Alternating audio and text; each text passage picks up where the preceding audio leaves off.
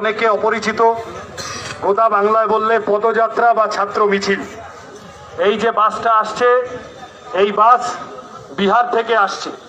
বিহার, ঝাড়খণ্ড, উড়িষ্যা হয়ে মেদিনীপুর হয়ে আমাদের রাজ্যে ঢোকার পরে আমরা এইভাবে সাজিয়ে আসছি। এবং আজকে পশ্চিম মেদিনীপুরে এখন আগামী 13 দিন, 15 দিন ব্যাপী যাত্রা করতে বেরিয়েছি আমরা। আগামী 13 দিন গোটা রাজ্যের আরো 11টা জেলা ঘুরবে এই বাস। আরো একটা বাস আছে, সেইটা ত্রিপুরা থেকে, আসাম থেকে, মণিপুর হয়ে উত্তরবঙ্গে ঢুকেছে। সেই বাসটাও আরো ওরকম 15 দিন ধরে আরো 11টা জেলা ঘুরবে। মোট 22টা জেলা, 2500 কিলোমিটার, 150টা সভা, মিটিং, মিছিল করতে করতে আমরা 2রা সেপ্টেম্বর বেলা 12টার সময় কলকাতার কলেজ স্ট্রিটে এক বিরাট ছাত্র সমাবেশে যোগ দেব। সেই ছাত্র সমাবেশ থেকে আমরা স্লোগান দেব, শিক্ষা বাঁচাও, সংবিধান বাঁচাও, দেশ বাঁচাও। কেন বলছি এই কথা? আমি খুব কঠিন কথায় যেতে চাই না।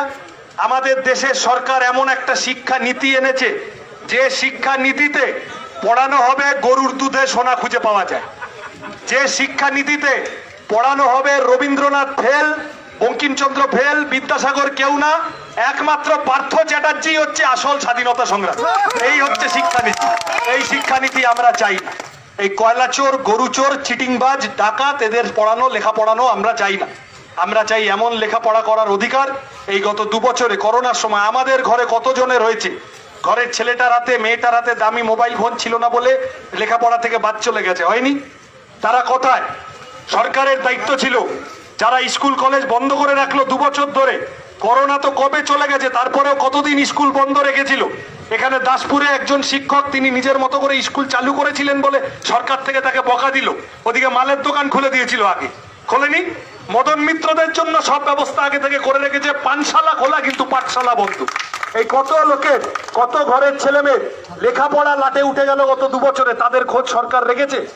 বাচ্চা বাচ্চা মেয়েদের কত বিয়ে হয়ে গেল, কত ছেলে লেখাপড়া করতে না পেরে কেরালায়, তামিলনাড়ুতে চলে গেল কাজ করতে, মাঠের কাজে চলে গেল।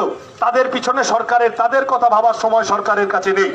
আমরা এমন শিক্ষানীতি চাই, যে শিক্ষানীতি গরিব ঘরের ছেলে মেয়েদের কম খরচে ভালো করে লেখাপড়া করার অধিকার সুনিশ্চিত করবে।